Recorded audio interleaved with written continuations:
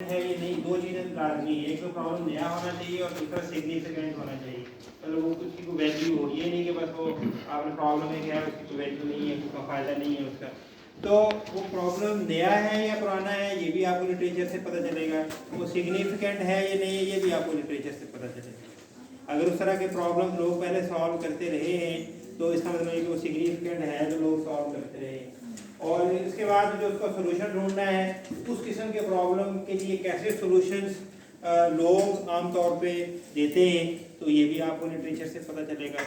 उसके बाद जो आपने इसकी इम्प्लीमेंटेशन करनी है, एक्सपेरिमेंट्स करने हैं, तो उस किस्म की चीज़ों के लिए लोग एल्गोरिथम बनाते हैं, कोई प्रोटोकॉल बनाते हैं, कोई सिमुलेशन बनाते हैं, क्या करते हैं। कुछ चीज़ें उनके लिए सिमुलेशन बनती हैं, कुछ चीज़ों के लिए हम प्रोटोटाइप टूल बना लेते हैं, कुछ के हम प्रोटोकॉल्स डिफाइन कर देते हैं, कुछ के लिए हम मैथमेटिकल उसकी जो है प्रूफ उसके हम इस्तेमाल करते हैं, कुछ चीज़ों के लिए हम जो है कुछ फ्रेमवर्क्स बना लेते हैं। ये मुख्तलिफ प्रॉब्लम्स के लिए मुख्तलिफ सोल्यूशन है। आमतौर पर जो नेटवर्क के प्रॉब्लम्स होते हैं जो उनके लिए सिमुलेशन बनाई जाती है, क्योंकि पूरा क्लाउड और पूरा नेटवर्क बनाना आपके लिए पॉसिबल नहीं होगा, तो फिर हम उसकी आमतौर पे सिमुलेशन बना लेते हैं। वायरलेस नेटवर्क का कोई प्रॉब्लम है, फॉग कंप्यूटिंग का, एज कंप्यूटिंग से रिलेटेड, तो आमतौर पर उसके लिए सिमुलेशन बनती है। एआई से रिलेटेड जो चीज़ें हैं वो उसमें आमतौर पर एल्गोरिथम इस्तेमाल होते हैं। तो मुख्तलिफ किस्म के जो एल्गोरिथम्स हैं और मुख्तलिफ किस्म के प्रॉब्लम्स हैं उनको जो सोल्यूशन किस तरह के आमतौर पे लोग इस्तेमाल करते रहे पिछले 5 सालों में, 10 सालों में, 20 सालों में, जिस किस्म के सोल्यूशन लोग देते रहे आप भी वैसे सोल्यूशन दे सकते हैं। अच्छा जी, उसके बाद तो ये सारी जगह पे क्या यूज़ हो रहा है, लिटरेचर यूज़ हो रहा है। तो लिटरेचर जो है वो आप सामने आपको बहुत सारा लिटरेचर पढ़ना है और बहुत सारा पढ़ने के बाद उसमें से यही जो आर्गूमेंट्स हैं हर फेज के ऊपर वो आर्गूमेंट्स आइडेंटिफाई करने हैं और वही आर्गूमेंट्स आपको अपने थीसिस में, अपने रिसर्च पेपर में आपको देने होते हैं। अच्छा, तो यहाँ पे इशू ये है कि हम हर जगह पे जो है वो लोगों का काम पढ़ रहे हैं और उसको फिर अपने काम के साथ डिस्कस भी कर रहे हैं। तो यहाँ पे जो एक चीज़ सामने आती है उसको हम कहते हैं प्लेजरिज्म। क्या कहते हैं? प्लेजरिज्म। अच्छा, ये जो रिसर्च मुश्किल नहीं है, बिल्कुल भी मुश्किल नहीं, बड़ी मजे की चीज़ है, बड़ा अच्छा काम है। और इस वक्त दुनिया में जितनी भी न्यू इन्वेंशन हैं या जितनी भी ह्यूमैनिटी के लिए जो भी काम हो रहे हैं, जो भी बेनिफिट्स हैं, वो मेडिसिन की फील्ड है, वो इंजीनियरिंग की फील्ड है, वो कंप्यूटिंग की फील्ड है, वो किसी भी एग्रीकल्चर की फील्ड है। नई नई चीज़ें आ रही हैं। ये आपकी जो सेलफोन है, स्मार्टफोन है, 3G था, 4G था, 5G आ गया, 6G पे काम हो रहा है इंटरनेट पे। तो ये सारी रिसर्च के नतीजे में चीज़ें सामने आ रही हैं, सारी इन्वेंशन रिसर्च का रिजल्ट होती है। तो रिसर्च तो करनी है, लेकिन ये प्लेजरिज्म जो है ना, ये बड़ी इंपॉर्टेंट चीज़ है। प्लेजरिज्म जो है वो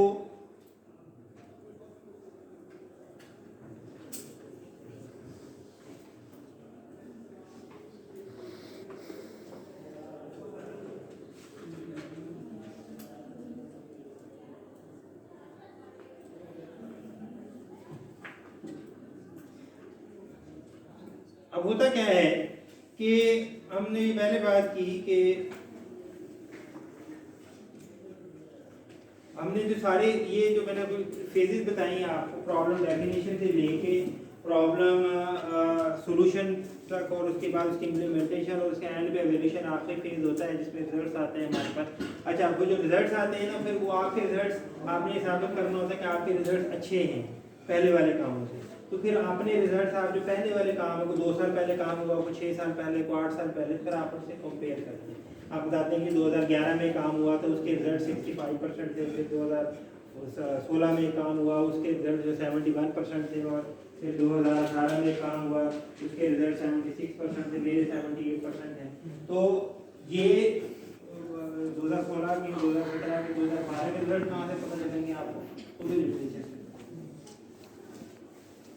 तो अब यहाँ पे जो एक इशू हमारे सामने आने जा रहा है, प्लेजरिज्म। प्लेजरिज्म में अब जो चीज़ है वो हमें जितने भी आर्ग्यूमेंट्स हैं वो सारे कहाँ से लेने? लिटरेचर से। फॉर एग्जाम्पल, अगर आप ये इसको रिपीट कर दो, जब आप डिफेंस करेंगे अपना MS का, PhD का, तो तो आपसे ये कहा जाए, अगर आप एग्जामिनर ये पूछे कि ये आपका प्रॉब्लम नया तो है नहीं, तो ये भी आप लिटरेचर के आर्गूमेंट्स देंगे कि पहले 2017 में ये काम हुआ, 16 में ये हुआ, 14 में ये हुआ, 10 में ये हुआ, 9 में ये हुआ, ये काम अगर लिटरेचर में हमें नहीं मिला, नहीं हुआ तो ज़्यादा ही नया है, तो एग्जामिनर आपकी बात मान लेगा। अगर आप ये कहें ना ये अल्लाह की कसम नया है या मेरे ना सर ने कहा ये बिल्कुल ये, तो ये वाली बातें नहीं बनती, ठीक है। तो हमें जो चीज़ प्रूव करनी है वो किससे करनी है, और आर्ग्यूमेंट में क्या देना है आपने, रेफरेंस देने हैं लिटरेचर के आप। इसी तरीके से तुम्हें बड़ा बताया है, अच्छा इसी तरीके से नहीं मतलब होता ना, आंसर कर सकते हैं ऐसे भी, तो इस किस्म के आंसर नहीं माने जाएंगे। अच्छा उसके बाद वही कि प्रॉब्लम इम्पोर्टेंट है ये नहीं है, उसकी कोई वैल्यू है, सिग्निफिकेंस है ये नहीं है, तो ये भी ये भी जो आर्गूमेंट्स आ रहे हैं ये भी आपको लिटरेचर से देने पड़ेंगे। फलां साल में फलां बंदे ने यूएसए में ये किया, फलां पर्सन ने फलां ईयर में कनाडा में ये किया, फलां ऑस्ट्रेलिया में ये किया, तो हम ये कर रहे हैं तो इसकी ये स्ट्रैटेजी, तो नोबडी विल क्या कहते हैं आर्ग्यू विद, आपकी इन आर्ग्यूमेंट्स को फौरन मान लिया जाएगा अगर आप रेफरेंसेस के साथ बात करें। तो यहाँ पे दो चीज़ें हैं, मैं दो टर्म्स यूज करूंगा, एक तो आज हम इनको डिटेल में डिस्कस करेंगे, रेफरेंस, साइटेशन। ये रेफरेंस वैसे हम अपने डेली लाइफ में यूज करते हैं कि फॉर एग्जाम्पल हमारी सोसाइटी का ये साधारण एक हिस्सा है कि अगर किसी शख्स का कोई रेफरेंस हो और वो कहीं जाए तो उसका काम हो जाता है आमतौर पर। तो रेफरेंस कितनी वैल्यूएबल चीज़ है, तो रिसर्च में भी रेफरेंस की बड़ी वैल्यू है। अगर आप किसी भी चीज़ को रेफरेंस देते हैं तो वो उसको सब इजीली मान लेंगे। अच्छा अब आपकी जो रिसर्च है, जो आपने पेपर लिखा है या किसी लिखा है, उस आधार अगर पेपर है तो आमतौर पे एक अच्छा पेपर 20, 22, 25 सफ़े का एक पेपर होता है। अगर किसी अच्छी जगह पे आपने पब्लिश करना है, किसी इम्पैक्ट फैक्टर जर्नल में पब्लिश करना है। अच्छा और अगर थीसिस है तो वो एमएस का थीसिस आमतौर पे 80, 90, 100 पेजेस का होता है। पीएचडी का जो थीसिस है वो 160, 170 सफ़े तक का होता है। तो ये जितने भी टाइप्स हैं डॉक्यूमेंट्स के, तो चाहे पेपर है चाहे थीसिस है, इसमें आप मुख्तलिफ फैक्ट्स बयान करते हैं, ठीक है। जो भी आप स्टेटमेंट लिखते हैं, जो भी बात करते हैं, जो भी लिखते हैं, जो हो चुकी है और जो होनी है और जो हो रही है, जो भी सारे मैं क्या कह रहा हूँ वो फैक्ट्स हैं। अच्छा अब वो जो फैक्ट्स हैं, अगर तो एक स्टेटमेंट लिखी है आपने कोई भी और उसके आगे आपने उसका रेफरेंस, उसकी साइटेशन दे दिया आपने। अच्छा एक दफ़ा तो यूज़ करो रेफरेंस और एक बार यूज़ करो साइटेशन, ठीक है। तो अगर तो आपने उसकी साइटेशन दे दी तो आपकी जान छूट जाएगी उससे, तो आपको डिफेंड नहीं करनी पड़ेगी, ठीक है।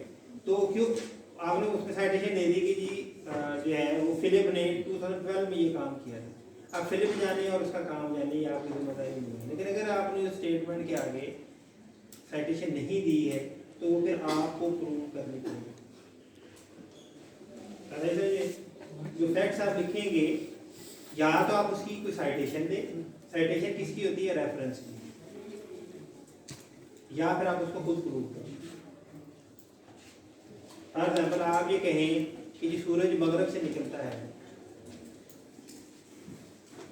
अब एक स्टेटमेंट लिखी है आपने अपने पेपर में, थीसिस में, कि मैंने देखा कि सूरज मगरब से निकला, ठीक है। अब ये चीज़ या तो आपको इसका रेफरेंस देना पड़ेगा, ये फलां बुक में या फलां मैगजीन में या फलां जर्नल के फलां पेपर में फलां शख्स ने फलां ईयर में ये चीज़ साबित की थी, तो अब आपको ये चीज़ साबित करने की ज़रूरत नहीं है कि सूरज मगरब से निकल सकता है। और अगर आपके पास कोई रेफरेंस, कोई साइटेशन, कोई बुक, कोई ऐसा प्रूफ नहीं है आपके पास कि कहीं आपने ये चीज़ पढ़ी या कहीं, फिर आपको चीज़ खुद प्रूव करनी पड़ेगी। और प्रूव कैसे करते हैं, उसके लिए आपको एक्सपेरिमेंट्स करने पड़ेंगे, या उसके बाद वो आप मैथमेटिकली प्रूव करें, वो आप एक्सपेरिमेंट्स के थ्रू प्रूव करें, वो आपको सॉफ्टवेयर बना के प्रूव करें, वो आपका मसला है वो कैसे प्रूव करें। तो वो हर वो चीज़ आपके थीसिस में, आपके पेपर में जो आपने लिखी है, वो या तो आप उसकी साइटेशन देंगे, रेफरेंस देंगे, या आप उसको खुद प्रूव करेंगे, जो फैक्ट्स होंगे। बात आगे समझ इसका मतलब है कि रेफरेंस बड़े मजे की चीज़ है, रेफरेंस दे दो जान छुड़ा दो। आपने अपने थीसिस में सिर्फ एक चीज़ प्रूव करनी है ना, डिस्कस आप 50, 60, 70 चीज़ें करेंगे। डिफरेंट एल्गोरिथम्स का जिक्र आएगा, डिफरेंट प्रोटोकॉल का जिक्र आएगा, डिफरेंट अप्रोचेस का जिक्र आएगा, डिफरेंट रिजल्ट्स का जिक्र आएगा। आप इस चीज़ को प्रूव करते करेंगे।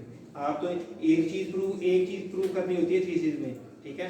अभी पता चल जाएगा आपको, एमएस का एक छोटा सा थीसिस होता है, एक चीज़ प्रूव करने से बड़ी बात होती है, थीसिस से जान नहीं जोड़ती। और पीएचडी का स्कोप तो खर्च से भी बड़ा है, तो पीएचडी में भी आमतौर यही काम ही करते हैं, एक चीज़ प्रूव करते हैं। हमारा ये जो रेफरेंस है ये बड़ी मज़े की चीज़ है। जो रेफरेंस दे दें आपसे सवाल नहीं किया जाएगा, हाँ रेफरेंस सही होना चाहिए, ये नहीं कोई रेफरेंस है ही, ठीक है। तो अगर प्लेजरिज्म क्या होती है, प्लेजरिज्म ये है कि अगर किसी और शख्स ने कोई चीज़ प्रूव की 2 साल पहले, 10 साल पहले, 20 साल पहले, 100 साल पहले, मिसाल के तौर पे आप में से ये कहता है कि ये थ्योरी मैंने पेश की कि मैंने सेब को गिरते हुए देखा, और ये थ्योरी मैंने पेश की कि ये ग्रेविटी जो है ना वो होती है, ये मेरी थ्योरी है, कोई भी शख्स कहता है, ये क्या होगी, क्योंकि आप सबको पता है कि ये थ्योरी किसकी थी, तो ये प्लेजरिज्म किसी का किया हुआ काम, किसी की कही हुई बात, किसी का प्रूव किया हुआ थ्योरम, किसी का लिखा हुआ एल्गोरिथम, किसी का बनाया हुआ सॉफ्टवेयर, किसी की डेवलप की हुई लाइब्रेरी, वो आप अपने नाम से अगर किसी भी फोरम पे प्रेजेंट करेंगे इसको क्या कहेंगे, प्लेजरिज्म। और प्लेजरिज्म एक जुर्म है, क्या है, जुर्म है, ठीक है। इसकी एचईसी की तरफ से बड़ी सख्त पनिशमेंट्स हैं, यूनिवर्सिटी की तरफ से बड़ी सख्त पनिशमेंट्स हैं, और बाकी दुनिया की तरफ से तो मुख्तलिफ फोरम्स हैं जिनकी तरफ से मुख्तलिफ पनिशमेंट्स हैं। तो ये एक बड़ा जुर्म है। इसलिए सबसे ज़्यादा प्रॉब्लम प्लेजरिज्म कब आती है, प्लेजरिज्म 2 तरह की हो सकती है, कितनी तरह की हो सकती है, 2 तरह की। एक तो यह कि आप किसी का कॉन्सेप्ट चोरी करें, प्लेजरिज्म बेसिकली चोरी होती है। चोरी क्या होती है, एक मोबाइल फ़ोन है, एक लैपटॉप है, गाड़ी है, कोई भी जो किसी की है, वो आप उससे बगैर पूछे लिए गए तो उसको इस्तेमाल करना शुरू कर दें, यही होती है। तो ये रिसर्च में प्लेजरिज्म भी एक किस्म की चोरी है कि वो कॉन्सेप्ट किसी का था, वो थ्योरम किसी का था, एल्गोरिथम, प्रोटोकॉल, सिमुलेशन, लाइब्रेरी, कुछ भी चीज़ हो सकती है, वो किसी की थी, किसी ने 2 साल पहले, 10 साल पहले, 15 साल पहले, 20 साल पहले प्रेजेंट की, या उसने एमएस में पीएचडी में प्रूव की और उसने किया, और आप उसको अपने नाम से पेश करें कहीं भी एज एमएस की थीसिस की शक्ल में, पीएचडी की थीसिस की शक्ल में, रिसर्च पेपर की शक्ल में, वो कॉन्फ्रेंस का हो सकता है, वो जर्नल का हो सकता है। तो ये क्या है, तो प्लेजरिज्म जो है वो आपने नहीं करनी। अच्छा, प्लेजरिज्म मैंने कहा कि 2 तरीके से, एक तो कॉन्सेप्ट की प्लेजरिज्म है, दूसरी है टेक्स्ट की प्लेजरिज्म, ठीक है। आप पूरा पैराग्राफ के पेज कॉपी पेस्ट कर लेते हैं, ठीक है। अभी तक हम यही करते हैं, दिखता है एक 7-15 लोग वही, मेरे दोस्त नहीं खरीदते, चलो मैं पिज़्ज़ा खिलाऊंगा, मैंने असाइनमेंट वो उतने वो जो है ना पूरी क्लास में बनाता है, पूरी क्लास में पढ़ देता है जी। तो ये जो कॉपी पेस्ट है ये भी ऐसा 2 तरह के, एक कॉन्सेप्ट, जैसे अभी न्यूटन वाली एग्जांपल दी मैंने आपको, ये तो वो चीज़ है ना जो वर्ल्ड नोन है, हर बंदे को पता है। तो कॉन्सेप्ट इसी तरीके से कोई एल्गोरिथम किसी का है, किसी का कोई मॉडल है, किसी का तो फ्रेमवर्क है, वो आप कहेंगे जी मैंने अपने नाम से आप किसी को प्रेजेंट करें, वो आपकी प्लेजरिज्म है। दूसरा, अगर टेक्स्ट भी कॉपी कर पेस्ट करते हैं, किसी बुक से कर लें, किसी पेपर से कर लें, किसी थीसिस से कर लें, कोई रिपोर्ट आपकी लाइब्रेरी में पड़ी है कहीं से, साधारण क्यों कर कॉपी क्यों करते हैं, आपके पास लिखने का टाइम नहीं है, ये लिख नहीं पा रहे, समझ नहीं आ रही, कोई इक्वेशन है, कोई फार्मूला है, वो आप कहेंगे ये फार्मूला मैंने बनाया।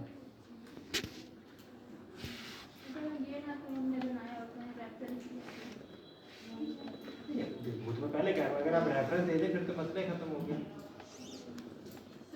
मसला तो वो है कि रेफरेंस भी नहीं दिया और खुद प्रूव भी नहीं किया। हाँ जी,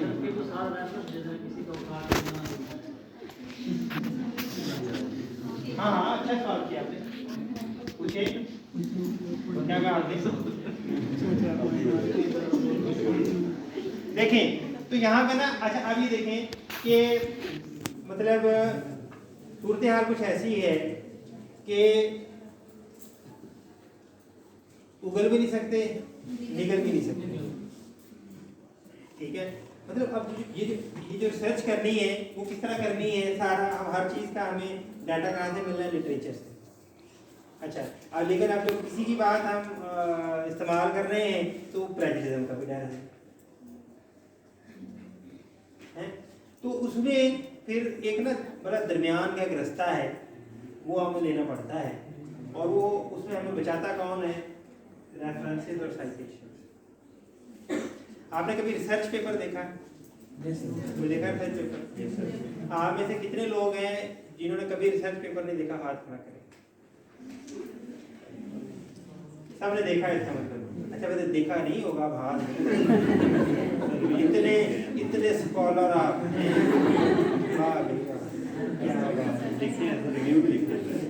और मुझे तो डर है कि आप में से अभी कुछ लोग कहेंगे नहीं जी नहीं, मुझे तो बचपन से शौक है, कुछ ये भी कह देंगे।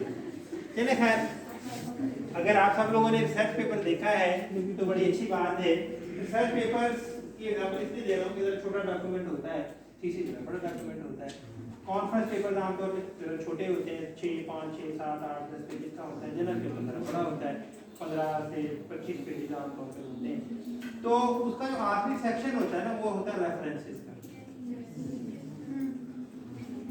आखिरी जो सेक्शन होता है, जो बिल्कुल लास्ट 1-1.5 पेज होगा, ठीक है, तो वो क्या होता है, रेफरेंसेस में।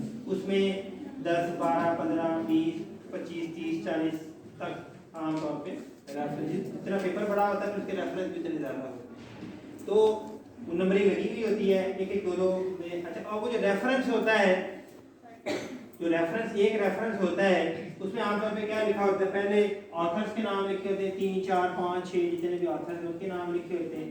आगे फिर टाइटल लिखा होता है उस पेपर का, उस आर्टिकल का, उस थीसिस का, उस बुक का, ठीक है। उसके बाद एंड में उसकी फिर डिटेल होती है, वो किस जर्नल में छपा, उसका इशू नंबर क्या था, उसका वॉल्यूम नंबर क्या था, किस ईयर में छपा, ईयर भी लिखा होता है आमतौर पे। ये 5-6 डिटेल्स होती हैं, ताकि देखें ये जो मैंने अभी पूरी चीज बताई है, ये वैसे ही जैसे किसी घर का एड्रेस होता है।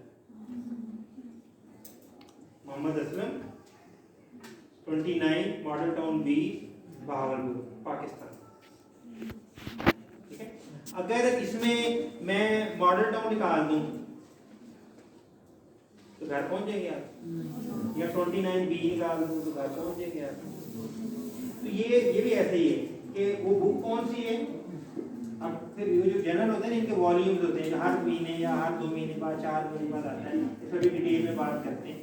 तो वो कॉन्फ्रेंस है तो किस साल की कॉन्फ्रेंस थी, बुक थी तो वो कौन सी बुक थी, वो किसने पब्लिश की, उसका एडिशन कौन सी, जैसे बुक के एडिशन होते हैं ना, जर्नल के वॉल्यूम होते हैं, ठीक है। First edition, second, third, fourth, आपको पता है। इस तरीके से जर्नल्स के वॉल्यूम्स होते हैं। कॉन्फ्रेंसेस के ईयर होते हैं, कुछ कॉन्फ्रेंस हर साल होती है, कुछ 2 साल बाद होती है, कुछ इस तरीके से। तो वो 2017 की कॉन्फ्रेंस थी, 16 की थी, 14 की थी, 10 की थी, तो कॉन्फ्रेंस का नेम होगा, ये चीज़ें होती हैं। इसका भी डिटेल में हम देख लेते हैं। तो वो पूरा ये जिस तरह घर का एड्रेस होता है, इसी तरीके से वो जो रेफरेंस होता है वो उस आर्टिकल का कंप्लीट एड्रेस कहते हैं। उसका टाइटल क्या था, ऑथर्स कौन से थे, जर्नल कौन सा था, कॉन्फ्रेंस कौन सी थी, ये सारी चीज़ें इसको भी डिटेल। अच्छा, तो ये तो हो गए रेफरेंस। अब उस पेपर में आपने देखा होगा कि पेपर को कहीं पढ़ते पढ़ते दरमियान में इस किस्म की चीजें लिखी होती हैं। ये साइटेशन है, एक ये तरीकाकार है, दूसरा तरीकाकार ये है, लॉयड, ये 2 तरह के होते हैं।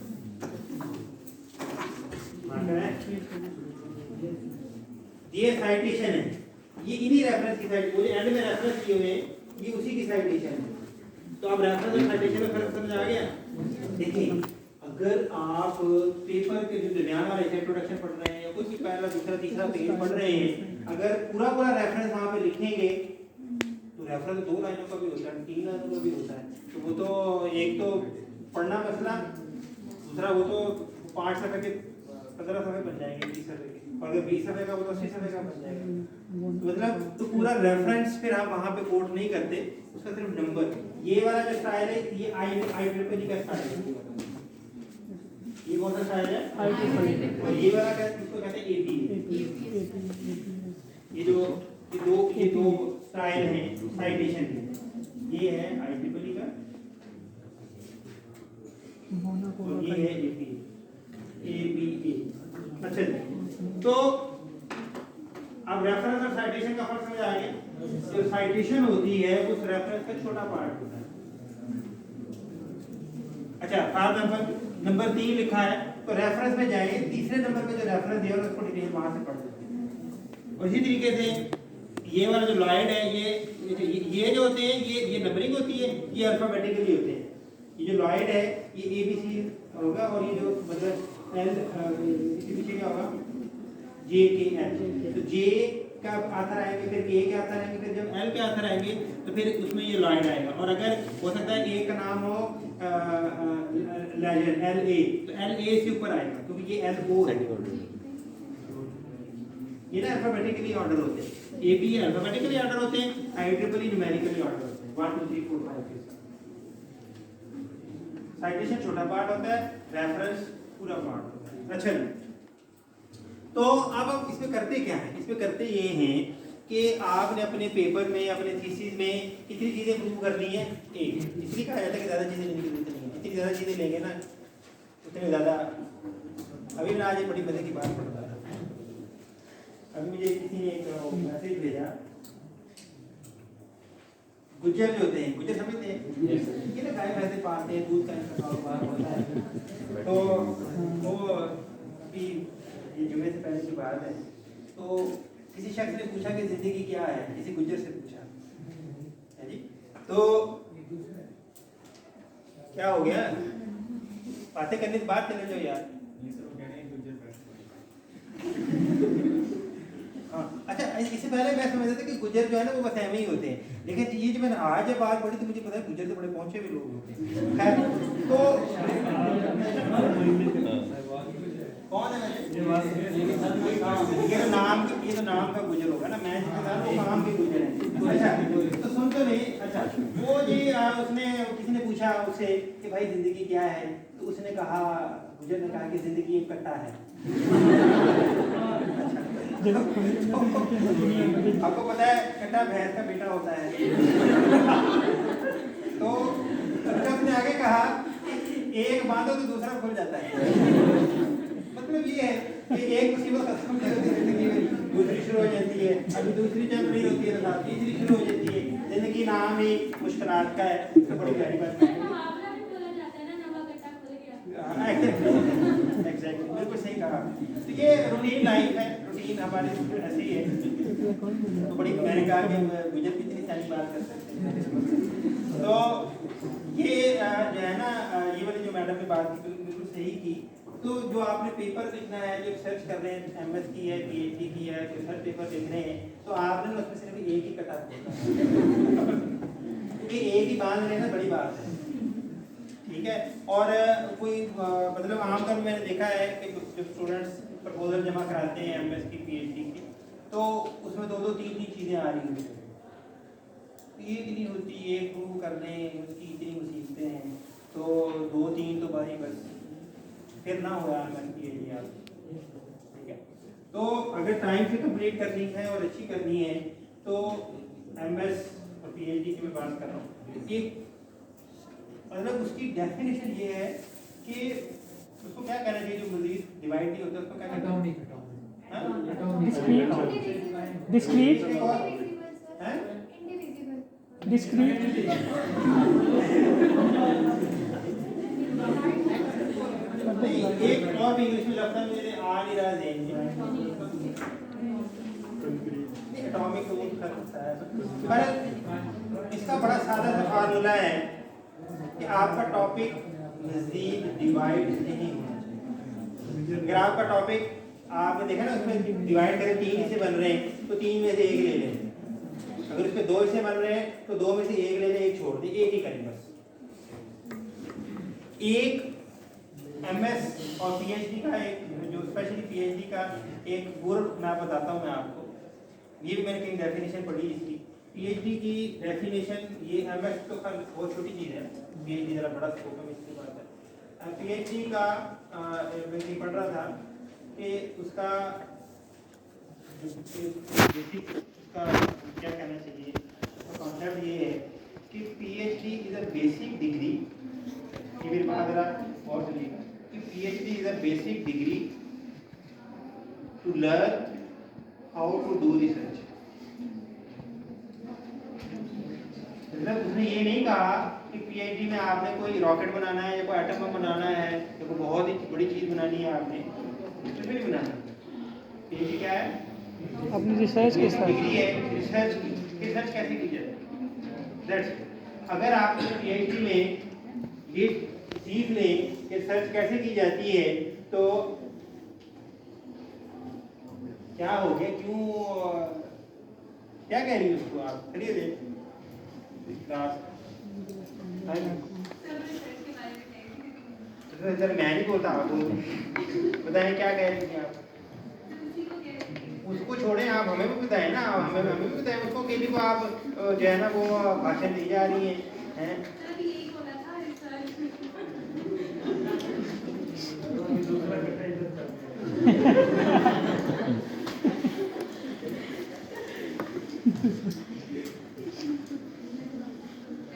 ये तो मैं अच्छी बातें नहीं कर रहा हैं, बताएं। नहीं मैं अच्छी नहीं कर रहा, आपने अपनी शुरू करनी है। सुन ले मेरी बात, बैठ जाए, कल को सीधी आपसे होना नहीं है। आज मेरी नहीं सुनेंगे तो कैसे सीधी होगा। ये तो ऐसे ही मैं आपको एक रास्ता बता रहा हूँ, एक जगह का रास्ता सुन नहीं रहे, कल को भूल जाएंगे, फिर पता नहीं चलेगा कि रास्ता क्या है। क्या कह रहे हैं हमने मिक्स कर दिया कहाँ पे हाँ पीएचडी की डेफिनेशन। तो आप हमने वो टॉपिक देना है एमएस में भी पीएचडी में भी जो मजीद डिवाइड, ठीक है। तो उसके इंग्रेडिएंट्स पूरे कर दें, लेकिन टॉपिक छोटे से छोटा होना चाहिए। ये बेहतरीन रिसर्च जब आप एमएस हो जाए उसके बाद पीएचडी भी हो जाए तो पूरी जिंदगी पड़ी है रिसर्च करने के लिए, इन्वेंशन करने के लिए, रॉकेट बनाने के लिए, कोई बंदा नहीं रोकेगा आपको, आप कर सकते हैं, ठीक है। लेकिन अगर आपने टॉपिक ऐसा शुरू कर दिया वही बना एक बार दूसरा खुल जाता है तो बस फिर ना हुई डिग्री आप। तो आमतौर पे डिग्री पीएचडी की क्यों नहीं होती, इसलिए मैं बेसिक रीज़न बता रहा हूँ आपको। इसकी मैं आपको बेसिक रीज़न बता रहा हूँ। इसकी बेसिक रीज़न ये है कि स्कोप, जैसे सॉफ्टवेयर इंजीनियरिंग में अर्ली फेज पे हमें स्कोप डिफाइन करना होता है। स्कोप बड़ी इम्पॉर्टेंट और बड़ी ज़रूरी चीज़ है। यहाँ भी शुरू में ही हमें स्कोप डिफाइन कर लेना होता है। जैसे हम ये तय कर देते हैं कि ये करेंगे, ये नहीं करेंगे। तो स्कोप डिफाइन नहीं किया है तो बस फिर ना कंप्लीट हुआ आपका प्रोजेक्ट बना, रिसर्च बना, कोई और। तो स्कोप बड़ा अहम होता है। तो हमें सिर्फ एक चीज़ प्रूव करनी है, एक चीज़ करनी है। जो चीज़ करनी है आपने वो तो आपको प्रूव करनी है। उसके एक्सपेरिमेंट भी आपको करने पड़ेंगे, उसका मॉडल भी आपको बनाना पड़ेगा, उसकी इवैल्यूएशन भी आपको करनी पड़ेगी। उसके अलावा जितनी भी चीज़ें हैं, जितने फैक्ट्स हैं, जितने भी आप बातें कर रहे हैं अपने थीसिस में, उन सब के रेफरेंस आपसे देने हैं। एक ऐसी चीज़ जिसका आपको रेफरेंस नहीं मिल रहा तो वो मत लिखें, वरना वो आपके घर पड़ जाएगा। सर रेफरेंस के भी प्लानिंग ला सकते हैं। हाँ जी, रेफरेंस के भी प्लानिंग ला सकते हैं। रेफरेंस के क्या? एक पेपर में अगर रेफरेंस किए हुए हैं, हम अपने पेपर में वही रेफरेंस कर सकते हैं, तो प्लानिंग हमारी ये रेफरेंस की प्राइवेसी। अच्छा जी, तो प्लेजर समझ आ गई आपको? ठीक है। प्लेजरिज्म देखें, हमें दूसरे लोगों का काम तो डिस्कस करना पड़ेगा मुख्तलिफ फेजेस में, मुख्तलिफ स्टेजेस पे। तो जब भी डिस्कस करना है किसी का काम, उसका रेफरेंस लाजमी है, ठीक है। यहाँ यूनिवर्सिटी में 15-15 साल हो गए, 18 साल हो गए, 20 साल हो गए जॉब करते हुए, तो लोगों ने केस कर दिए प्लेजरिज्म के, और वो सही निकले। ये इंटरनेशनल इस्लामिक यूनिवर्सिटी का एक प्रोफेसर था, वो उनको निकाल दिया, जॉब से निकाल दिया। बड़ी सख्त सज़ाएँ हैं इस चीज़ की, डिग्रियाँ कैंसिल हो जाती हैं, एमएससी होती है। इसलिए ये बड़ी एहतियात वाला काम है, इसमें कोई वो मतलब ना वो नहीं। अच्छा, HEC एक सॉफ्टवेयर देती है टर्निटिंग के नाम से,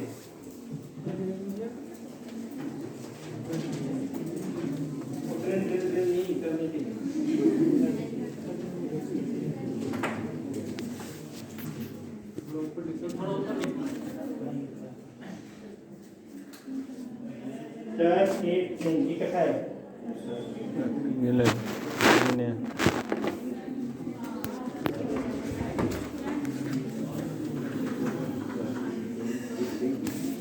अच्छा जी, ये जो सॉफ्टवेयर है टर्निटिंग, ये हमारी यूनिवर्सिटी ने भी इसको अडॉप्ट किया हुआ है। जब आपका थीसिस सबमिट होगा, थीसिस जब सबमिट होता है, मुकम्मल हो जाता है, थीसिस सबमिट होता है, फिर वो एक एग्जामिनर के पास जाता है, किसी बाहर के एग्जामिनर के पास, मतलब यूनिवर्सिटी से बाहर, लाहौर इस्लामाबाद में किसी यूनिवर्सिटी के कोई प्रोफेसर होगा, उसके पास जाएगा, वो उसको पढ़ता है, वो उसको एवेल्यूएट करता है। अगर वो समझता है कि जी वाइवा के काबिल है, इतना काम सही है तो वाइवा हो सकता है, तो फिर वाइवा हो जाता है, वरना फिर रिपीट लगती है। फिर आपको 2 महीने 4 महीने और काम करें, वो जो उसने उसने गलतियाँ निकाली हैं वो ठीक करें, दोबारा जमा कराएं, और फिर दोबारा उसके पास जाता है और वो करता है। तो उसके बाद फिर वाइवा होता है आपका, और अगर वाइवा भी सही हो जाए तो फिर आपको डिग्री अवार्ड हो जाती है। ये तरीकाकार है पूरी दुनिया में, पाकिस्तान में भी, हमारी यूनिवर्सिटी में भी यही तरीकाकार है। तो जब आप किसी सबमिट करना होता है फर्स्ट टाइम, तो तब ये टर्निटिंग की रिपोर्ट साथ लगाते हैं। टर्निटिंग में आपको जो आपने 60, 70, 80 सफ़े, 100 सफ़ा जितना भी लिखा है अपने थीसिस में, उसकी प्लेजरिज्म चेक होती है। यहाँ कौन सी प्लेजरिज्म चेक होती है? सिर्फ टेक्स्ट वाली। मैंने कहा ना प्लेजरिज्म 2 तरह की होती है। एक जो कॉन्सेप्ट की चोरी है, अगर कॉन्सेप्ट की चोरी कोई सॉफ्टवेयर नहीं पकड़ सकता, ये जो एग्जामिनर है वो पकड़ेगा। या आपके सुपरवाइजर को भी पता हो सकता है, जो जिस बंदे ने भी उस फील्ड में 5 साल, 8 साल, 10 साल काम किया होगा, उसको पता होता है कि ये काम हो चुका है, ये नहीं हुआ, ठीक है। नहीं भी हुआ तो गूगल स्कॉलर सर्च करके ये पता चल जाता है। इसलिए स्मार्ट नहीं बनना आपने, क्लेवर नहीं बनना, अपनी चीज़ें फौरन से पहले पकड़ी जाए, फौरन से भी पहले पकड़ी जाए, ठीक है। तो हाँ, बाकी कोई पैराग्राफ कॉपी किया है आपने, 2 लाइनें, 4 लाइनें, 1 पेज, 2 पेज अगर किसी कॉपी किए हैं आपने, तो वो ये टर्निटिंग सॉफ्टवेयर जो है वो पकड़ता है। सर कितने परसेंट अलाउ करता है? हाँ जी, तो ये HEC के क्राइटेरिया के मुताबिक 19% कम से कम होनी चाहिए आपके पास। जो इसको प्लेजरिज्म नहीं कहते, इसको कहते हैं सिमिलैरिटी। क्या कहते हैं? उसको कहते हैं सिमिलैरिटी रिपोर्ट। ये सिमिलैरिटी जो है वो 19% या इससे कम होनी चाहिए। ये 19% क्यों अलाउ की गई है? वैसे तो चोरी तो चोरी होती है, 1% भी चोरी है, तो ये क्यों अलाउ की गई है?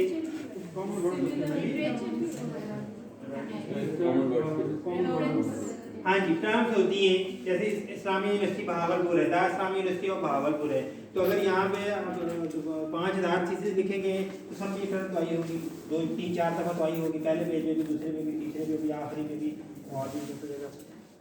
तो इसी तरीके से मतलब बहुत सारी टर्म्स होती है, जैसे आर्टिफिशियल न्यूरल नेटवर्क्स। तो जब मैं लिखूंगा मैं भी वही लिखूंगा, आप भी लिखेंगे वही लिखेंगे, ये तो हम चेंज नहीं कर सकते। और भी बहुत सारी चीज़ें हैं, डेफिनेशन होती हैं, लॉज होते हैं, जैसे न्यूटन का लॉ है और डिफरेंट लॉ है डिफरेंट, वो आप चेंज नहीं कर सकते। डेफिनेशन होती है 2 लाइनों की, 3 लाइनों की, वो आप चेंज नहीं कर सकते, वो आपको वैसे ही लिखनी। तो इसलिए HEC ने 19% अलाउ की है कि कुछ चीज़ें हैं जो मजबूरी है वो आप चेंज चाह के भी चेंज नहीं कर सकते। तो और ये मैंने जैसे चेक किया कि अगर आप खुद लिखें, कॉपी पेस्ट ना करें, तो 0% प्लेजरिज्म आएगा, 0%। बेशक वो ऑलरेडी पहले लिखा हो, मतलब किसी ने यूज़ किया हो। नहीं है, नहीं हुआ। देखिए ना भाई, जो मैं बात कर रहा हूँ, कि अगर आप खुद लिखते हैं, कहीं से पढ़ के खुद लिखते हैं अपने वर्ड्स में, अपनी वर्डिंग में, तो देखें इसके लिए इंग्लिश में टर्म यूज होती है, एक हम उसको कहते हैं रीफ्रेज। ठीक है, पहला फ्रेज भी कहते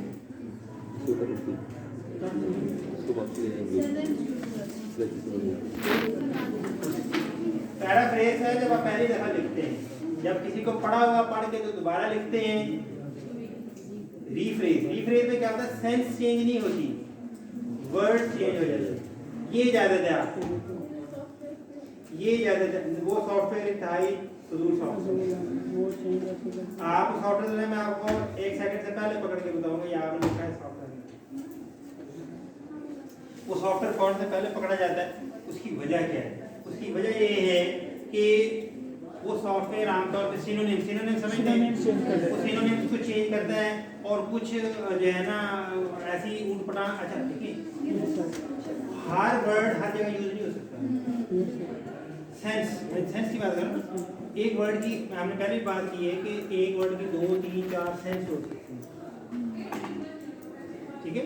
तो और हर सेंस के लिए सूटेबल वर्ड्स होते हैं।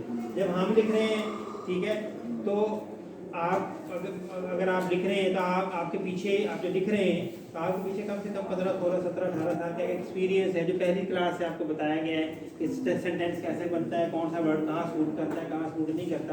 वो चूंकि सॉफ्टवेयर है, सॉफ्टवेयर में कॉमन सेंस नहीं है, और जितनी उसमें सेंस नहीं है कि कौन सा वर्ड कहाँ सूट करता है, वो कुछ चीज़ें तो वो कर देता है। अच्छा, उससे क्या होता है कि कुछ प्लेजरिज्म कम हो जाती है, लेकिन वो इतना बेड़ागर करता है सॉफ्टवेयर का, उस आपके टेक्स्ट का, कि वो उसकी कोई सेंस ही नहीं होती। उसकी बड़ा ही सादा सा था, मुझे कैसे पता चलेगा, आप लाइन पढ़ेंगे आपको समझ नहीं आएगा, फटांग एक वर्ड का कॉम्बिनेशन होगा और वो पक्की बात है कि सॉफ्टवेयर पता होता है उसको, तो वो खैर वो तो फौरन से पहले पकड़ा जाता है। वो तो ये तो गलती करनी नहीं है। अच्छा, मैं आपको मज़ीद बात दूँ, ये गलती होती है। अच्छा, पहले क्या करेंगे, वो पहले पेज बनाएंगे। यहाँ पर और बहुत सारे तरीका है, सारे पता है। जो चोरों के तरीके होते हैं ना, उसको इसको सारे पता होते हैं, ठीक है। तो कुछ तरीके मैं बताता हूँ आपको। एक तरीकाकार ये यूज़ किया जाता है कि वो उसमें करते क्यों ऐसे, वो करते इसलिए कि 60, 70, 80 सफ़े लिखने हैं, उसके लिए टाइम लगेगा, बैठना पड़ेगा, काम मेहनत करनी पड़ेगी, टाइम देना पड़ेगा। टाइम हमारे पास होता नहीं, और बस स्टूडेंट के पास बिल्कुल भी नहीं, ठीक है। दुनिया की मसरूफ तरीन मखलूक जो है वो स्टूडेंट है, ठीक है। स्टूडेंट को दुनिया के सारे काम होते हैं सिवाय स्टडीज, टाइम नहीं होता। जब टाइम नहीं होता तो एक वर्ष गुजर गया, फिर दूसरा गुजर गया, फिर तीसरा गुजर गया। अब टेंशन कब शुरू होती है, ये जो एक मैं बात करने लगा ना, ये तो मतलब एक ना क्या कहना चाहिए कि एक जेनेरिक फिनोमिना है, यूनिवर्सल फिनोमिना है कि तकरीबन सबके ऊपर ही इसे ही है। तो चूँकि इंसान बुनियादी तौर पे निकम्मा है, सुस्त है, तो अगर आपके 15 दिन हो ना काम करने के, तो पहले 10 दिन तो आप परवाह नहीं करते, बहुत दिन पड़े। अच्छा, 5 दिन गुजर गए, 7। अच्छा, होता क्या है कि 5 दिन के बाद 4 दिन के पहले 4-5 दिन तो टेंशन भी नहीं होती। अच्छा, अब अगर 15 दिन है तो 5 दिन बड़े मजे के गुजरेंगे। 5 दिन जब हो जाएगा तो थोड़ी थोड़ी टेंशन शुरू हो जाएगी। 5 दिन गुजर गए, 10 रह गए, पहले रिपोर्ट बनानी है, पहले कोई चीज़ बनानी है। अच्छा, 1-2 दिन और गुजरेंगे तो काम नहीं करना, टेंशन बढ़ेगी, टेंशन थोड़ी और बढ़ेगी, 2 दिन और गुजरेंगे, कोई फिर एक ना अंदर से थपकी आती है, नोट हो रही है कि आधे तो पढ़ेंगे, तो 7 हो गए तो क्या हो, 7 पढ़े, फिर 1 दिन और गुजरेंगे, फिर टेंशन और पढ़े। अच्छा, डिप्रेशन लेना है, काम नहीं करना, फिर 10 दिन भी गुजर जाएंगे आकर। अच्छा, फिर 10 दिन के बाद फिर चोर रस्ते कभी उसको फ़ोन करेंगे, उसको अब अगर टाइम पे शुरू किया होता तो आप कर लेते। चोर रस्ते इसलिए ढूंढने पड़ते हैं, दोस्तों की मिलती इसलिए करनी पड़ती है, कॉपी पेस्ट इसलिए करना पड़ता है कि अब टाइम थोड़ा है और आप हिसाब दे रहे हैं। 15 दिन का काम अगर वो काम 2 दिन में हो सकता होता तो 2 दिन ही दिए जाते ना, 15 क्यों दिए जाते।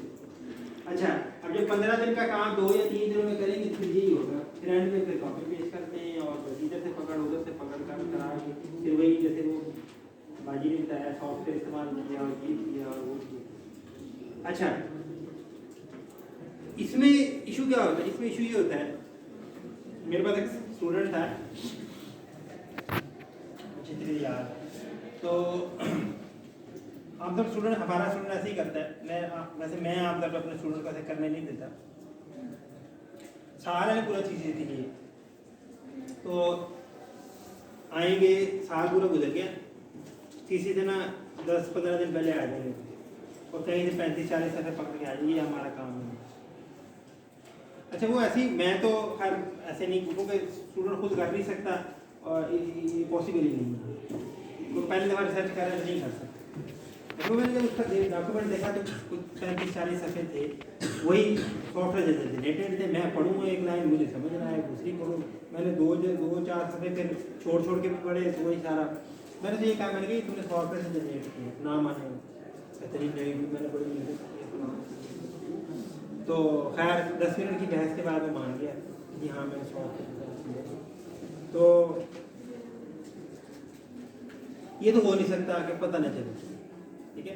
अच्छा, होता क्या है? होता ये है कि अब चलेगा तो नहीं ऐसे, ये बड़ी पक्की बात है। तो पहले डबल मेहनत करनी पड़ती है। पहले क्या करते हैं, तरीका वारदात क्या है वो मैं बताता हूँ। तरीका वारदात ये है कि सबसे पहले वो टेक्स्ट जो थोड़ा बहुत लिखना चाहते हैं, कहीं से पैसा उठाया, 2 सफ़े 4 सफ़े उठा के बीच में डालना, फिर 2 सफ़े के नीचे लाए, 2 सफ़े के नीचे लाए। अब उसको रीफ्रेज करने में टाइम लगता है, रीफ्रेज करने में टाइम, क्योंकि सबसे पहले आप उसको पढ़ेंगे, आप उसकी सेंस को हाँ जी क्या हो गया?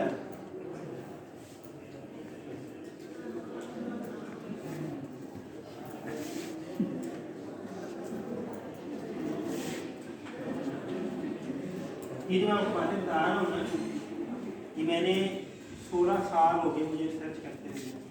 उसके बाद मैंने सीखी ये बातें बिल्कुल नहीं बताई, ना किसी किताब में, ना कुछ ऐसा बताया। ठीक है, तो यही चीज़ें हैं जो मैं बता रहा हूँ। रिसर्च मुश्किल नहीं है, अगर आप सही तरीके से करें तो बिल्कुल मुश्किल नहीं, और अगर सही तरीका नहीं करेंगे तो बहुत ही मुश्किल है। ऐसी चीज़ गले पड़ेगी, जान भी नहीं पड़ेगी आपकी। अच्छा जी, मैं ये बता रहा था। अच्छा क्या करते हैं, अच्छा फिर वो उसको सॉफ्टवेयर से गुजारेंगे। अब सॉफ्टवेयर से गुजारते तो ना पहले प्रोजेक्ट अगर 80% आ रही थी, 90% आ रही थी, तो काम हो गया 60-65% हो गया, खत्म नहीं होती, कम होती। अच्छा, फिर अब 60% है, 19% चाहिए, कहाँ से लाएंगे 19%? फिर उसमें से ना कुछ और सिनोनिम्स खुद चेंज करेंगे, आप लाख सिनोनिम चेंज करने, 60 से 55 पर आ जाए, बड़ी बात है 50 पे आ जाए, ये आजमाई हुई बात है। अच्छा, पहले सॉफ्टवेयर पे टाइम लगाया, फिर ये सिनोनिम पे चेंज लगाया।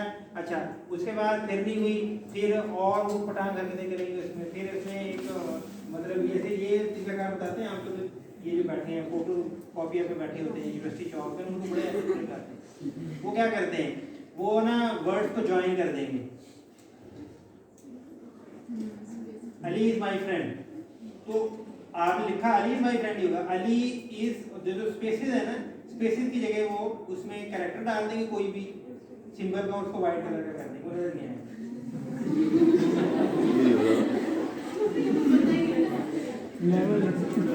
अच्छा, ये केस मैंने कैसे पकड़ा, ये केस मैंने कैसे पकड़ा? ये भी स्टूडेंट पिछले था, मेरे स्टूडेंट के नाम मैं नहीं लेता, मेरी स्टूडेंट थी।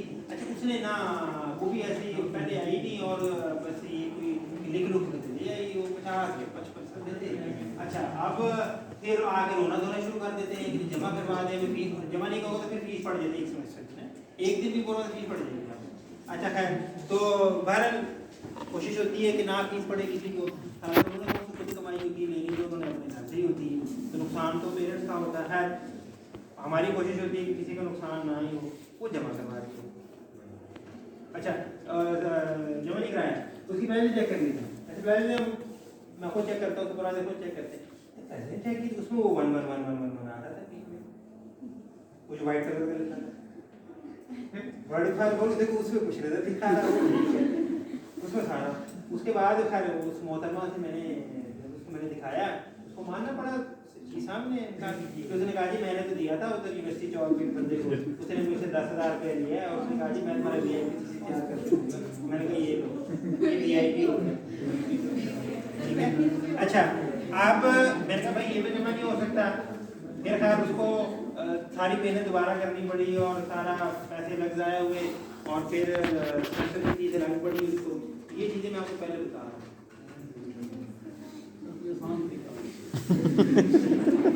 हाँ, आसान तरीका यही है कि आप पढ़ना शुरू कर दो। मुझे गोल्ड की रिंग मिली, गोल्ड की नहीं है।